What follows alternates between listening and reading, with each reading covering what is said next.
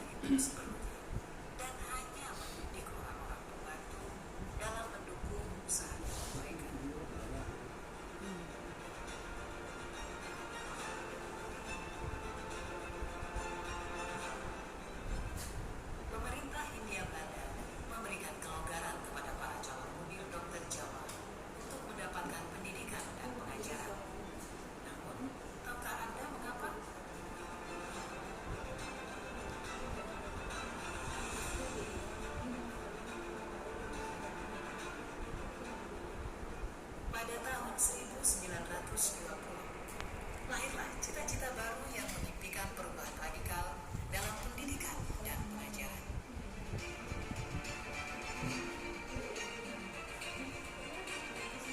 Dan pada tahun 1922, lahirlah Taman Siswa di Yogyakarta sebagai sebuah gerbang emas kemerdekaan dan kebebasan kebudayaan bangsa. Taman Siswa ada sebagai jiwa rakyat untuk merdeka dan bebas.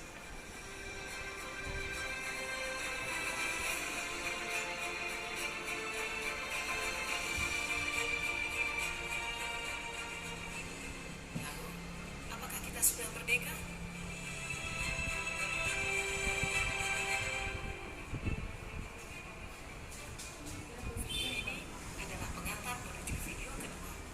Filosofi Pendidikan Ki Hajar Dewantara. Salam dan bahagia. Kolonial dulu pada zaman Ki Hajar Dewantara. Lanjut kita masuk ke aksi nyata kita, yaitu koneksi antar materi modul 1. Oke. Berikut filosofi, ini kaitan materi, maksudnya ini ada 4. Oke, ada 4 di sini. Di modul 1 itu kita baru mempelajari modul 1 buah. Di modul 1 itu inilah keempat poin yang sudah dipelajari.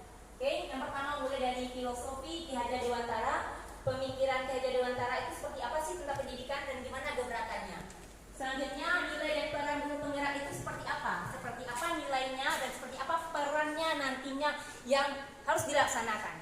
Lanjut ke visi guru penggerak, kita harus mempunyai visi juga, dan visi itulah goals kita.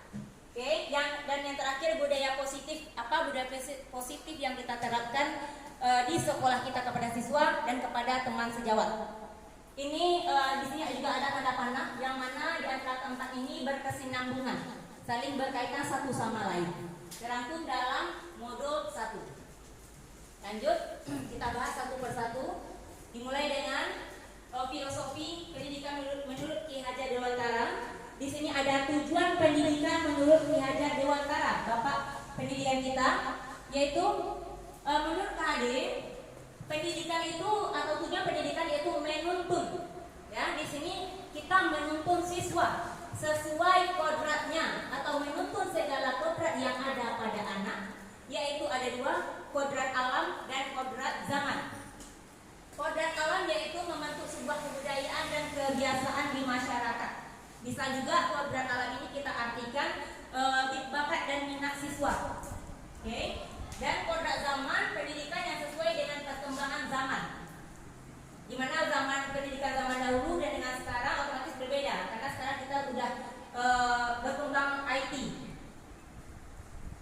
Lanjut, yang sesuai dengan minat dan bakatnya bersebut tadi, dan menumbuhkan budi pekerti luhur pada jiwa anak. Selain mendidik atau menuntun, kita juga menumbuhkan budi pekerti kepada siswa, sehingga anak bersikap baik di hadapan Allah, maksudnya bertakwa kepada Allah dan di hadapan manusia, dan berbudi pekerti luhur di hadapan manusia, agar dapat mencapai keselamatan dan kebahagiaan yang setinggi-tingginya. Jadi inilah tujuan pendidikan menurut KHD, menurut Ki Hajar Dewantara, yaitu kita melihat dari kodratnya, di mana mereka bisa dituntun dengan sebaik mungkin menurut bakat dan minatnya, sesuai zamannya, dan juga menanamkan budi pekerti luhur yang mana dapat selamat dunia akhirat. Lanjut. 3 semboyan pendidikan menurut Ki Hajar Dewantara, seperti ini sudah umum bagi kita. KHD menyebarkan 3 pendidikan, yaitu yang pertama Ingasul Sung Tulodo, yaitu di depan memberi contoh, yaitu seperti yang Bapak Ibu seperti yang kita ketahui, kita guru sebagai panutan, sebagai contoh bagi siswa kita. Lanjut, kita cepat saja. Ikmadia Mangunkaso, yaitu posisi kita kalau ini di depan, ini di tengah, yaitu di tengah memberi semangat. Oke, yang mana kita memberikan semangat untuk membangun ide-ide atau karya-karya atau kemampuan keahlian peserta didik kita. Lanjut, yang ketiga Tukmuri Handayani. Ini rasanya udah sangat umum sekali bagi kita, yang berarti di belakang memberikan dorongan. Oke, yang mana memberikan motivasi atau dorongan dalam proses pembelajaran kepada siswa kita. Lanjut. Di sini ada profil pelajar Pancasila. Profil pelajar Pancasila inilah yang diharapkan atau yang harus kita kejar sebagai pendidik. Inilah tujuan kita, tujuan secara globalnya, di mana siswa itu bisa menjadi pelajar Pancasila. Seperti apa itu profil pelajar Pancasila? Dia ada 5 di sini. Yang pertama, beriman atau bertakwa kepada Tuhan Yang Maha Esa dan berakhlak mulia. Yang kedua, berkebinekaan global. Yang ketiga, mandiri, bergotong royong, bernalar kritis, dan kreatif. Kelima, profil inilah harus dimiliki oleh siswa kita nantinya. Lanjut. Oke, sekian mengenai modul 1. Kita masuk ke modul 2, yaitu nilai dan peran guru penggerak. Jadi di sini sebenarnya kita dibagi 2, ada nilai, ada peran. Oke, nilai inilah, kelima nilai inilah yang harus dimiliki oleh seorang guru penggerak nantinya. Yang pertama, mandiri. Mandiri di sini kita tidak sepertinya ini sudah umum bahasanya. Mandiri bagaimana kita bisa berdiri sendiri, maksudnya tidak bergantung pada orang lain. Kita bisa secara mandiri mengembangkan ide-ide kita, kreativitas kita terhadap pembelajaran kepada siswa kita. Lanjut, reflektif.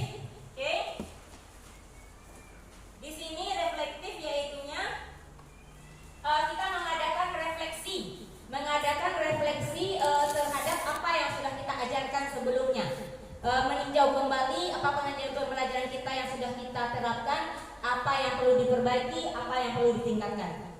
Lanjut, kolaboratif. Di sini guru penggerak harus berkolaborasi dengan semua aspek yang mendukung pembelajaran untuk peserta didik kita. Bisa dengan aspek yang di dalam sekolah maupun yang di luar sekolah, contohnya wali murid. Lanjut, inovatif. Kata dasarnya ini inovasi, yang mana guru penggerak tersebut harus selalu berinovasi sesuai perkembangan zaman.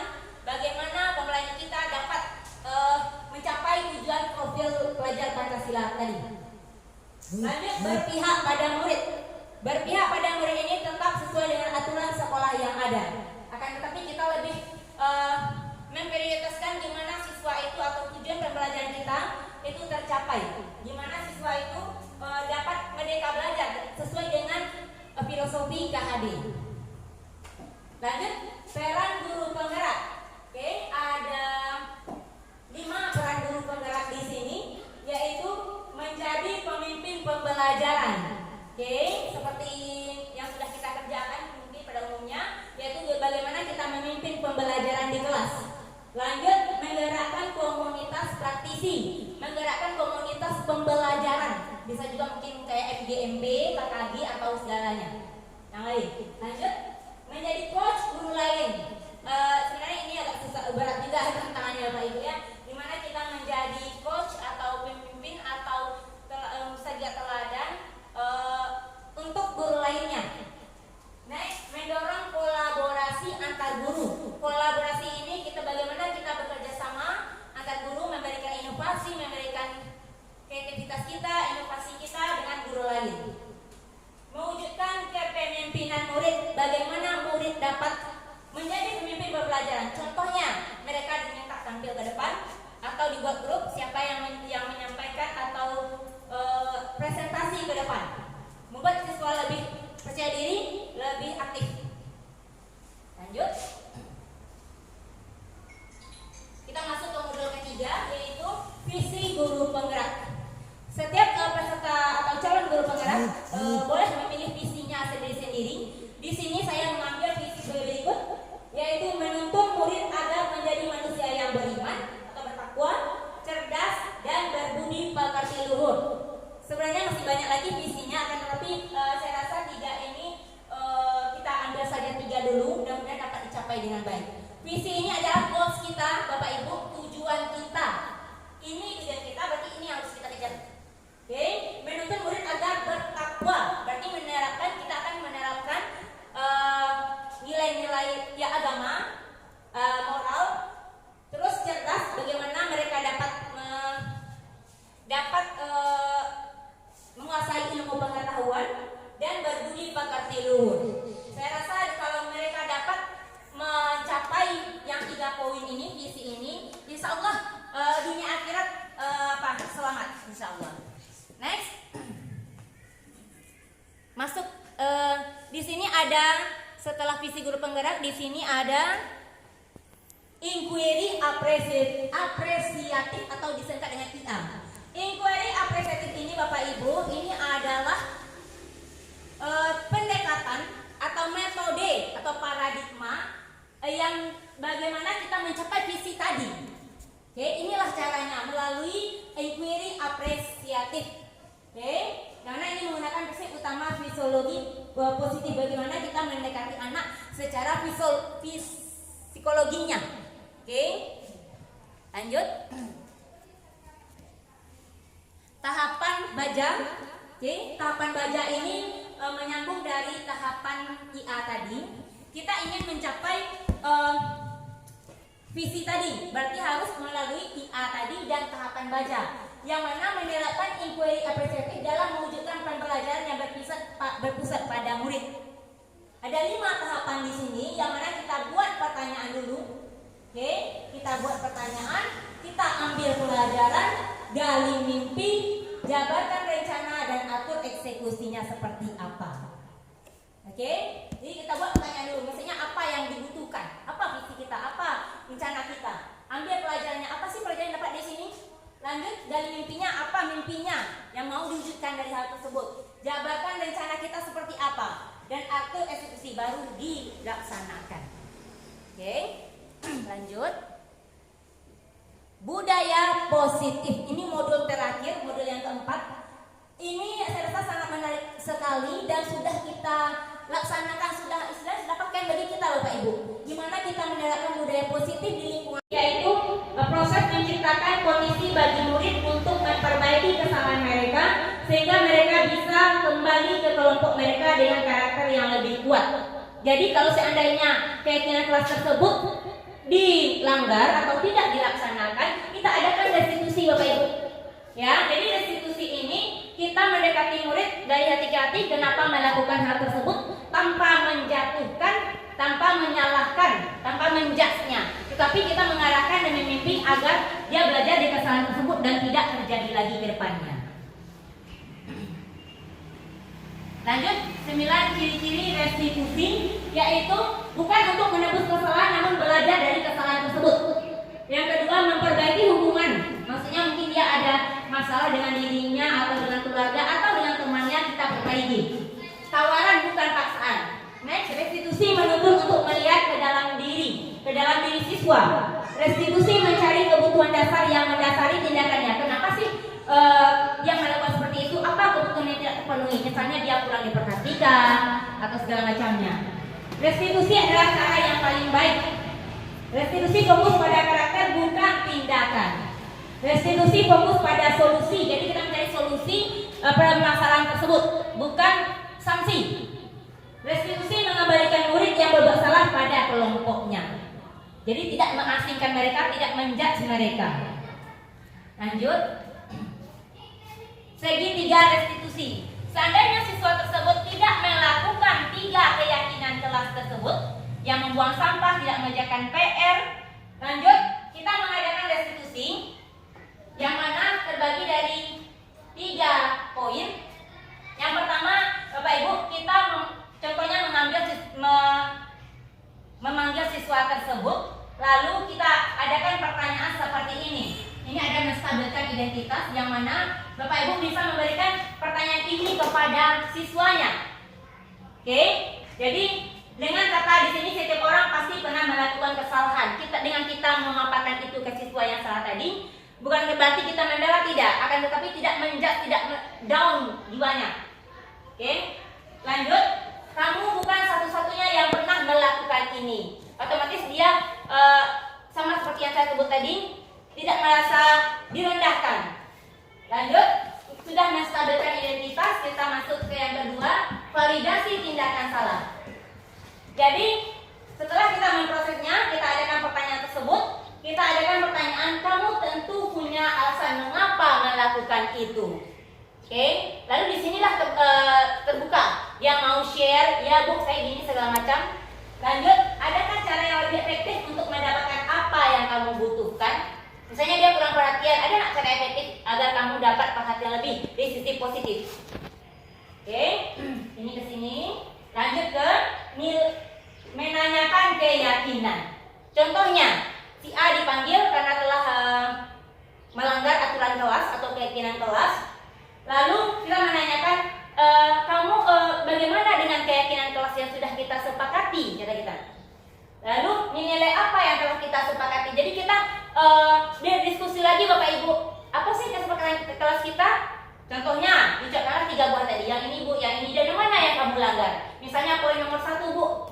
Oke, lalu Bapak Ibu bisa menanya keyakinan kamu ingin jadi seperti apa? Oke, kamu ingin jadi seperti apa? Kalau seperti itu bisa tidak kamu menjadi seperti yang kamu inginkan?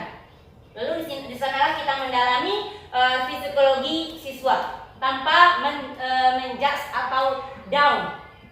Oke, lanjut.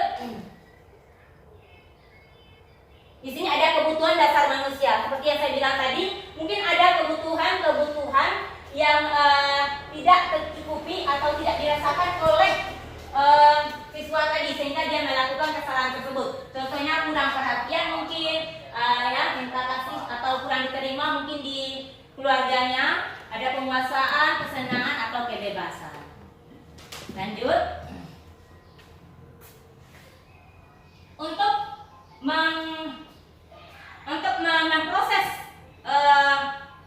keyakinan kelas yang dilanggar oleh siswa tersebut, di sini ada 5 posisi kontrol yang diberikan, yang mana ada ini para guru, yang mana ada penghukum, ada pembuat orang merasa bersalah, menjadi teman, menjadi pemantau, menjadi manajer.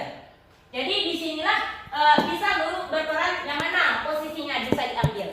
Oke, kalau penghukum berarti otomatis guru menghadik atau menunjuk atau menyakiti siswa dengan baik dengan perkataan ataupun dengan tindakan.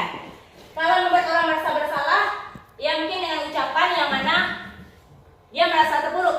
Oke, menyalahkan mereka terus. Next teman, ini membuat alasan untuk gimana ya? Ayolah lakukan ini. Sebenarnya ini temannya bukan sisi positif, oke? Cuman memang di sini teman posisinya, tapi di sini bisa kita lihat contohnya membuat alasan-alasan untuk muridnya, oke? Next, pemantau di sini menghitung dan mengukur apa peraturannya. Kalau seperti ini apa hukumannya? Lebih kepada teman yang ini menjudge. Dan yang terakhir manajer. Kalau posisi manajer ini berbeda dengan posisi yang 4 ini Bapak Ibu, mungkin ini adalah posisi yang terbaik dari yang kelima ini, yaitu mengajak siswa untuk bagaimana memberikan pertanyaan. Kenapa bersikap seperti itu? Apa yang terjadi? Apa alasannya? Bagaimana solusinya untuk Anda ke depannya? Bagaimana baiknya agar tidak terulang lagi, tidak dilakukan lagi? Oke Bapak Ibu. Ya, sekian, terima kasih. Ya itulah modul 1 yang telah saya dapat selama ini, yang mana terdiri dari filosofi, pemikiran Ki Hajar Dewantara, nilai dan peran seorang guru penggerak, visi guru penggerak, dan yang terakhir budaya positif. Bagaimana menerapkan budaya positif di sekolah kepada teman sejawat maupun kepada murid kita. Mudah-mudahan dapat memberikan ilmu kepada kita semuanya. Mudah-mudahan juga bisa kita terapkan di sekolah kita. Banyak maaf, sekian dan terima kasih. Assalamualaikum warahmatullahi wabarakatuh. Waalaikumsalam warahmatullahi wabarakatuh. Ada 2 pertanyaan gitu, langsung Bu berikan ya itu. Baik Bapak Ibu, mungkin ada yang mau bertanya, dipersilakan. Ya, silakan Bapak Ibu. Baiklah dari semua penjelasan Ibu tadi, yang mau saya tanyakan yaitu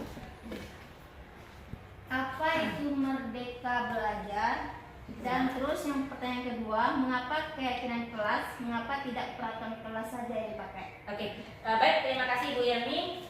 Pertanyaan yang pertama yaitu apa itu merdeka belajar? Seperti yang sudah saya jelaskan tadi, merdeka di sini semboyan merdeka belajar atau istilah merdeka belajar ini sangat familiar bagi kita.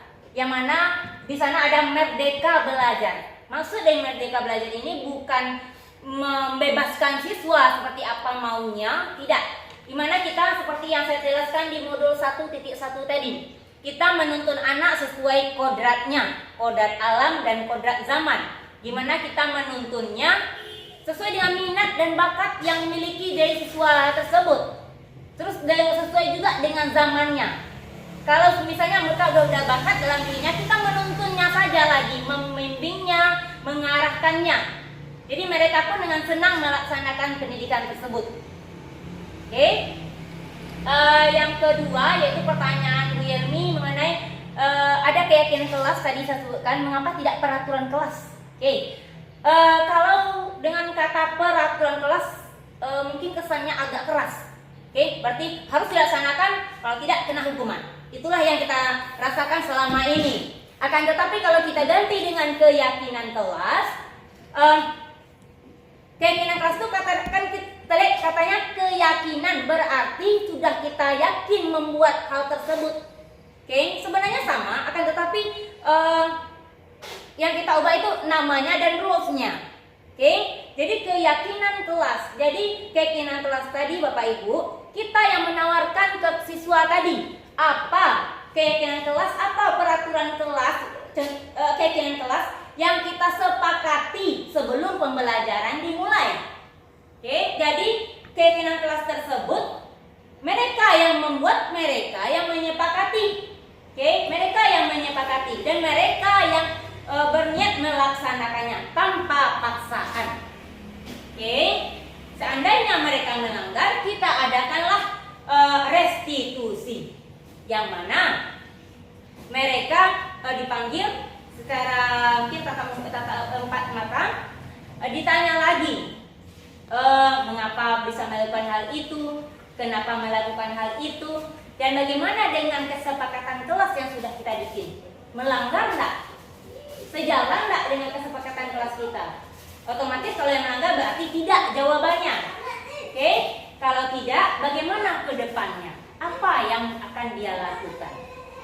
Dengan restitusi tadi kita berbicara dengan siswa dari hati ke hati tanpa menjudge siswa tersebut walaupun sudah melanggar keyakinan kelas yang sudah mereka sepakati. Jadi mereka tetap merasa dihargai. Oke. Sekian Bu Yemi, apakah ada tambahan? Silakan.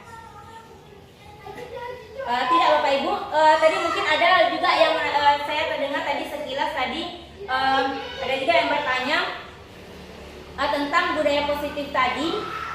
Budaya positif tadi bagaimana kalau siswa tadi ada saya dengar juga dari teman-teman kita, bagaimana kalau siswanya itu sudah apa katanya, sudah over tindakannya gitu. Sebenarnya Bapak Ibu, tindakan siswa yang over tadi pasti ada penyebabnya. Dan yang mana ada 5 kebutuhan tadi yang mereka yang tidak terpenuhi mungkin. Ya ini kebutuhan dasar manusia ada 5. Mungkin di antara yang ini ada yang tidak mereka dapatkan di lingkungan keluarganya.